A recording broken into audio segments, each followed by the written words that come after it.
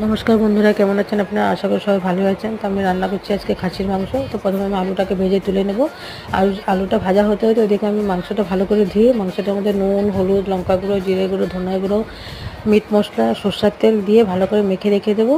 তারপরে দিয়ে দেবো ওটার মধ্যে একটা গোটা পেঁয়াজ কুচি কুচি করে কেটে দিয়ে দিয়েছি।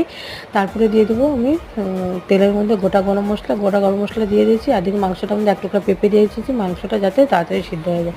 তো গোটা গরম মশলা দিয়ে ওটাতে আমি দিয়ে দেবো আদা, রসুন, পেঁয়াজ আর টমেটো পেস্ট না, এটা কুড়িয়ে নিয়েছি। দিয়ে ভালো করে কষিয়ে মাংসটাকে দিয়ে দেবো। দিয়ে ভালো করে জল দিয়ে কষিয়ে আমি এটাকে ঢেকে দেবো। তারপর পরিমাণ মতো জল দিয়ে আমি মাংসটাকে হওয়ার জন্য রেডি করে দেবো। তো রেসিপিটা যদি ভালো লেগে থাকে লাইক, কমেন্ট, শেয়ার অবশ্যই করবেন। চ্যানেলটিকে সাবস্ক্রাইব করতে ভুলবেন না।